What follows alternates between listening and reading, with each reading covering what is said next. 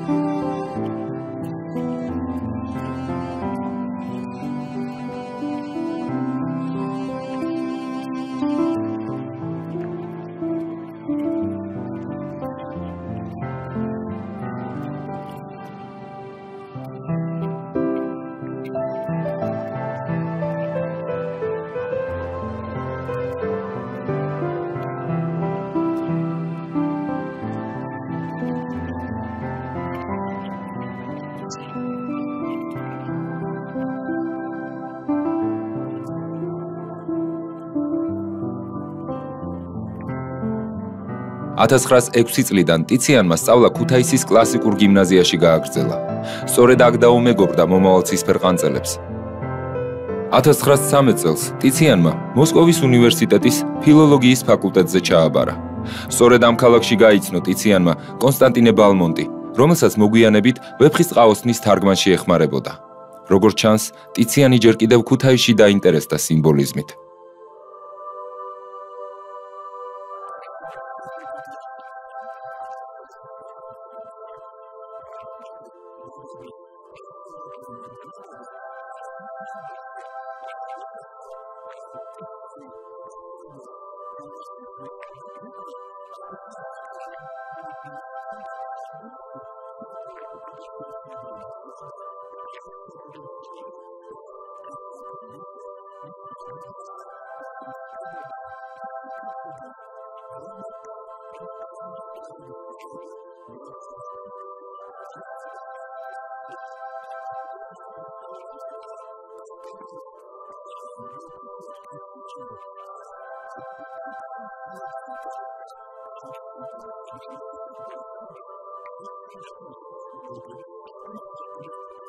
საქართველოში დაბრუნებული, მეგობრებთან ერთად თავით გადაეშვა ქართული სიმბოლიზმის განვითარებაში.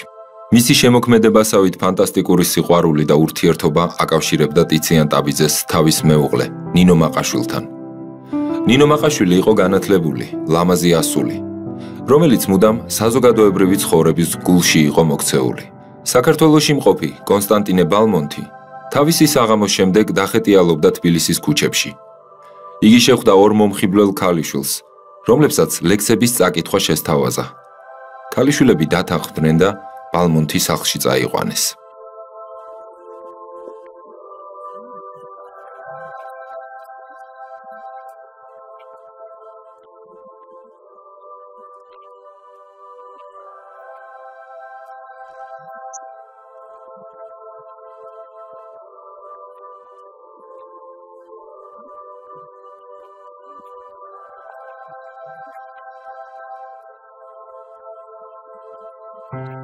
მათი გაცნობის ისტორიაც საოცრად რომანტიკული იყო. ეს იყო ორი მონათესავე სულის შეხვედრა, რომლებიც დიდი მეგობრობისთვის, ერთად არსებობისთვის იყვნენ შექმნილნი.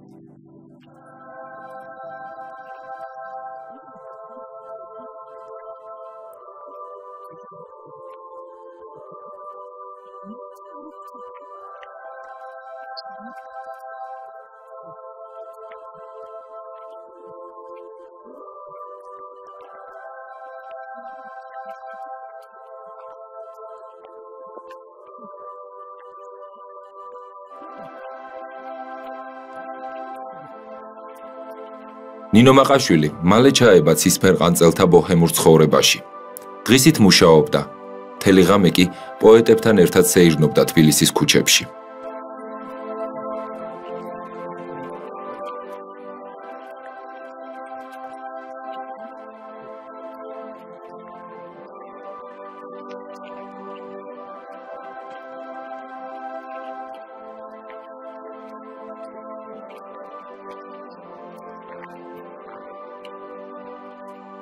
ნინოს ჯანმრთელობამ ვერ გაუძლო ბევრ უძილო ღამეებს და ჭლექით დაავადდა.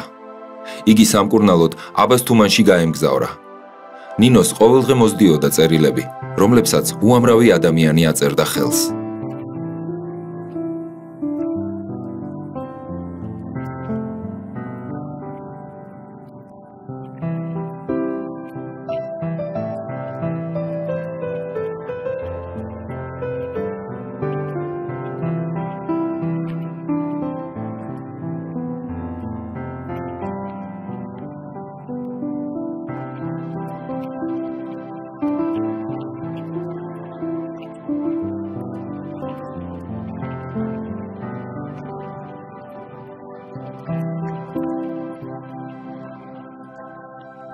ნინო მაყაშვილი და ტიციან ტაბიძე 1920 წელს დაქორწინდნენ. ქორწილის სამზადისი საკუთარ თავზე პაოლო იაშვილმა აიღო. მეგობრობაში ავთანდილმა, პაოლომ, არაფერი დაზოგა, რომ მათთვის ზღაპრული ქორწილი გადაეხადა.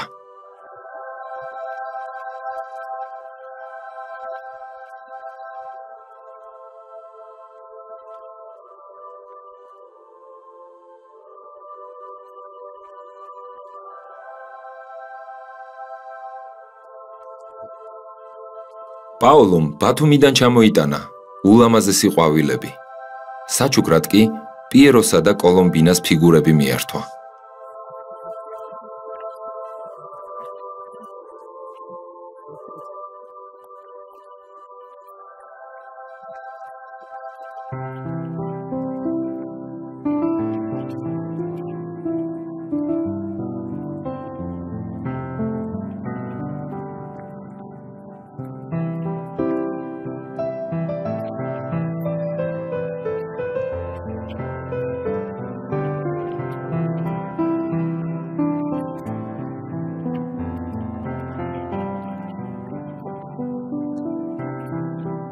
$1921 წელს ტიციანს და ნინოს ქალიშვილი შეეძინათ, რომელსაც მეგობრობის ქალღმერთი საპატივცემულოდ ტანიტი დაარქვეს.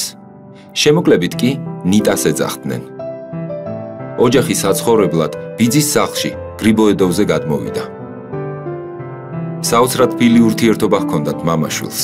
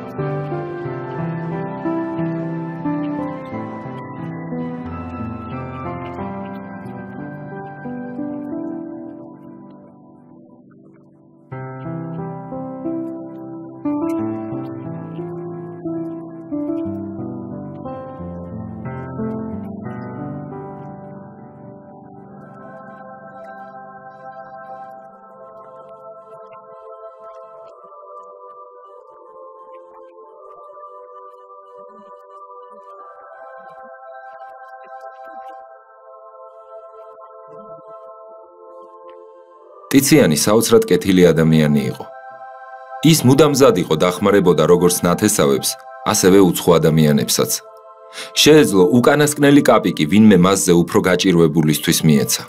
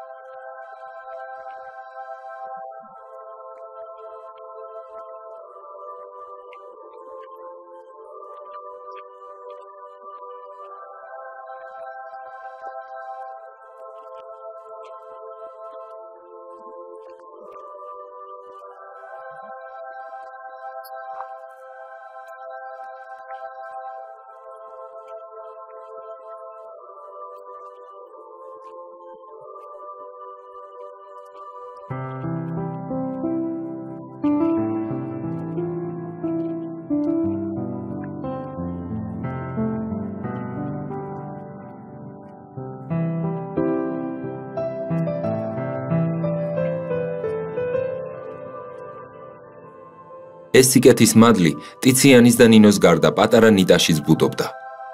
ერთხელ მამამ მას პატეფონი უყიდა. ნიტას პატეფონით საოცრად მოიხიბლა მისი ნათესავი ბიჭუნა, რომელიც მარტოხელად ცხოვრობდა და ინატრა. ნეტავ მე მქონდეს პატეფონი, თავს მარტო არ ვიგრძნობო.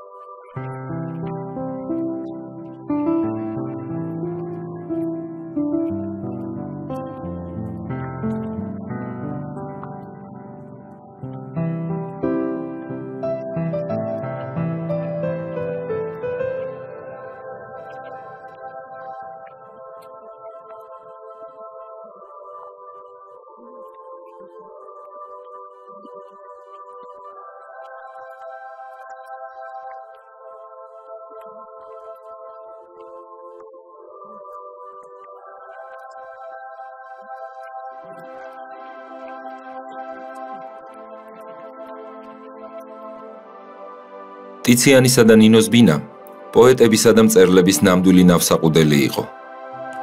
აქ მუდამ სტუმრობდნენ ქართველი და რუსი ხელოვანები. სტუმრობდნენ ხანგრძლივად. კონსტანტინე ბალმონთი, მაიაკოვსკი, ესენინი, პასტერნაკი. ეს არასრული ჩამონათვალია იმ პოეტებისა, რომლებიც ტიციანის, ნინოს, პაოლოს და სხვა ცისფერყანწელების უახლოესი მეგობრები იყვნენ.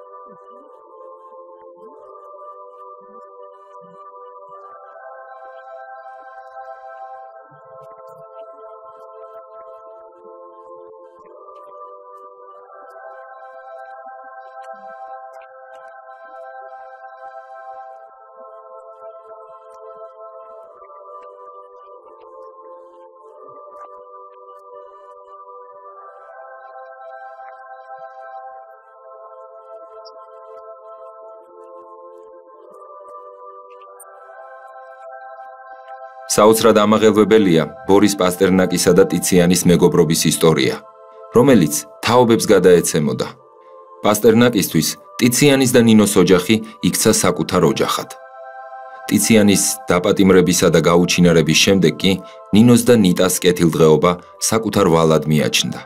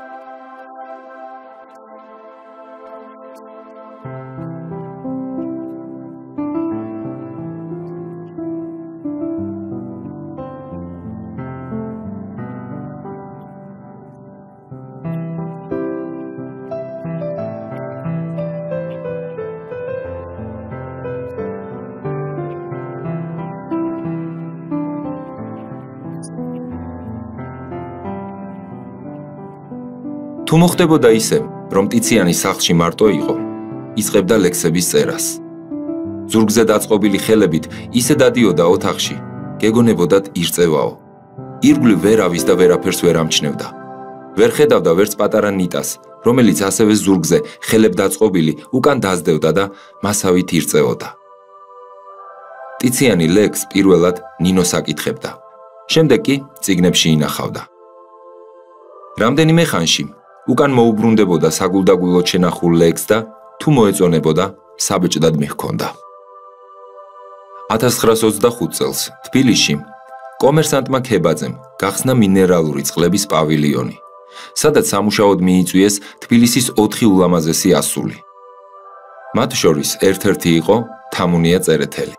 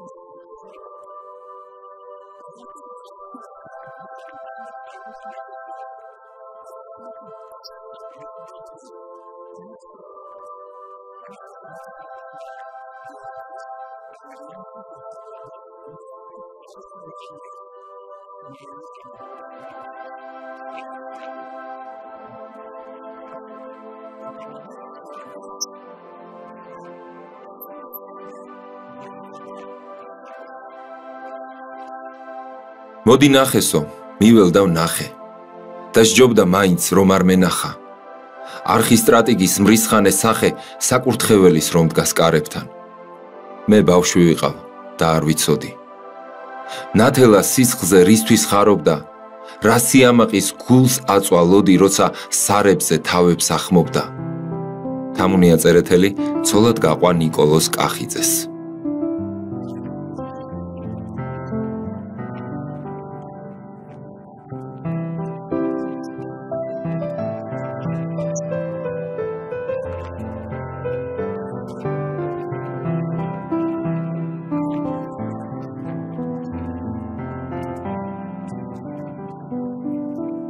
ტიციანმა თამუნია წერეთელი მოინახულა, როდესაც იგი ელენე მაჩაბელს გაჰყავდა საავადმყოფოდან.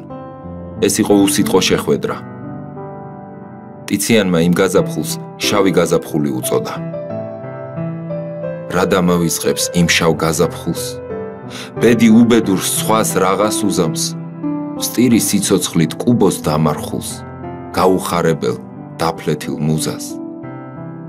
ნუ ღარ მეტყვიან, მოდი ნახეო. უნახავადაც ეს მჯერა ერთ წამს, გულის მაგიერ გული არ მოვა, არ მოებმება არც ფეხი ლერწამს. მაწუხებს მხოლოდ ვერ მოვასწარი, თავის დროს შენთვის მეთქვა მე ამბო, თუ როგორ არის დაუვიწყარი სხვა პოეტებში უფეხო რემბო. ტიციანის ლამაზი ქალებით გატაცებას, მის პოეტურ აღფრთოვანებას მშვიდად უყურებდა ნინო მაყაშვილი. იგი კარგად ხვდებოდა, რომ ყოველი ახალი მუზა ტიციანის შემოქმედებაში ახალ ლიტერატურულ პერიოდს მოასწავებდა. ტიციანს შეეძლო ლამაზი ქალით აღტაცება, სხვა ვერავინ შეედრებოდა. ხშირად იყო გატაცებული. მახსოვს ძალიან გაიტაცა ერთმა ჩამოსულმა მსახიობმა ქალმა, რომელიც ოპერის თეატრში უნდა გამოსულიყო კონცერტზე.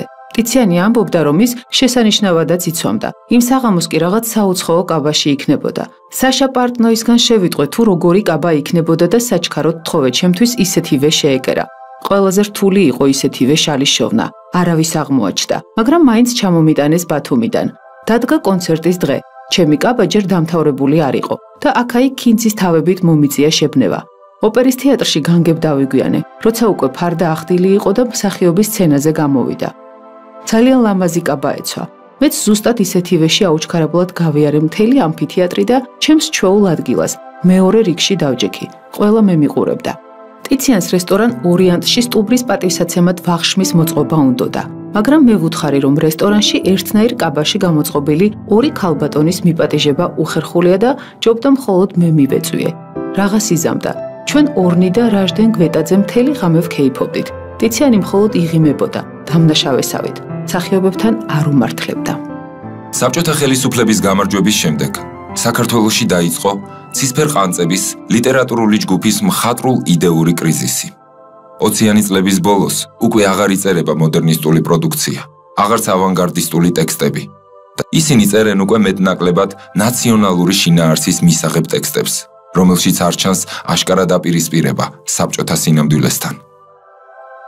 1922 წელს სტალინის მითითებით ყველა ლიტერატურული გაერთიანება გაუქმდა და შეიქმნა ერთი საბჭოთა მწერლობა.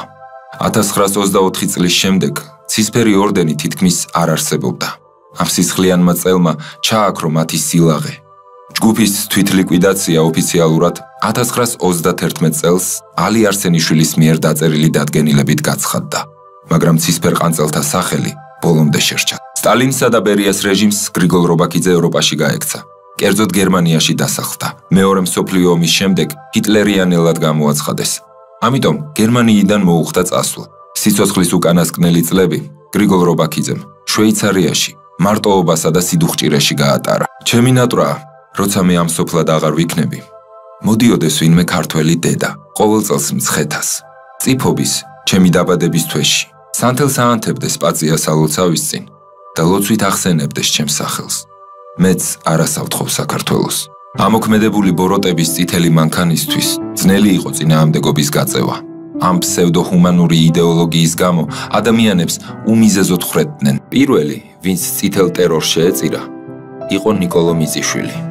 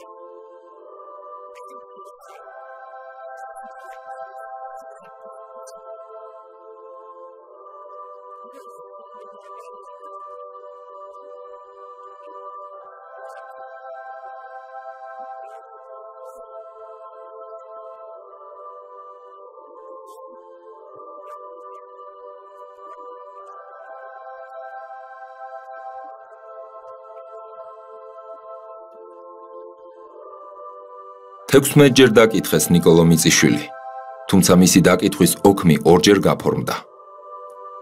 1937 წლის 12 ივლისს მას სასჯელის უმაღლესი ზომა მიუსაჯეს, დახვრეტა პირადი ქონების კონფისკაციით.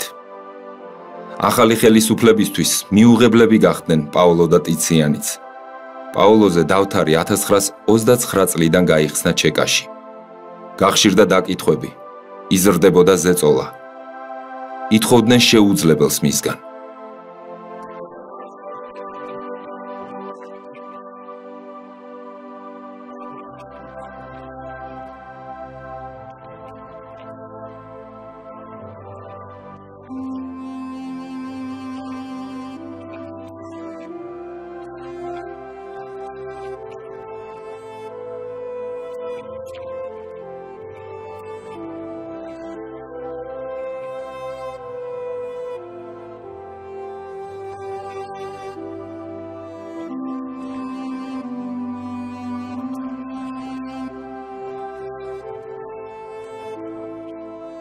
პაოლოს თვითმკვლელობა შეურაცხყოფად მიიღო წითელმა ხელისუფლებამ. მისი მეგობრებისთვის კი წარმოუდგენელ დაუჯერებელი იყო. მზიანი ავთანდილი, რომელიც მათთვის სიცოცხლის განსახიერებას წარმოადგენდა, ჩაქვრა, აღარ არსებობდა. ერთხელ მაგ სახში რომ მივედი დედაჩემი და მე, ესე იგი დედა მივიდა თავის დასთან, ქალბატონ ირასთან და ვალერიანთან. ისე შევედით, რომ ჩვენსკენ არც გამოუხედავს და რაღაც თავჩაღუნული. სრულიად უჩვეულო რაღაც საქმით იყო დაკავებული, აუთოვებდა ხალხს. არასოდეს ჩემ დღეში არ მინახავს ეს. და შემოკითხა რაშია საქმეო რა რატომ არის მოწყენილი. აიო პავლოიაშვილმა მოიკლა თავი. უცბად გააგდო ეს მე ისე შემეშინდა ხმაური ქონდა რა უთორო დავარდება თუ აქვიცინდა მე შემეშინდა ტირილი დავიწყე.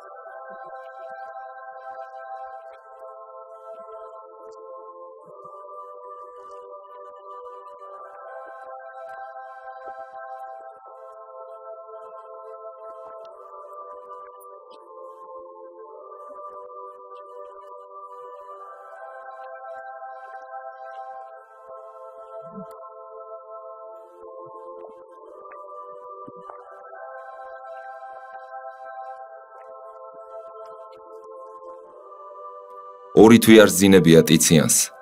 ყოველ დღე, ყოველ წუთს ელოდა რომ მოვიდოდნენ მის წასაყვანად. ერთადერთ ღამეს დაეძინა მშვიდად და სწორედ იმ ღამეს მოვიდნენ ჯალათები.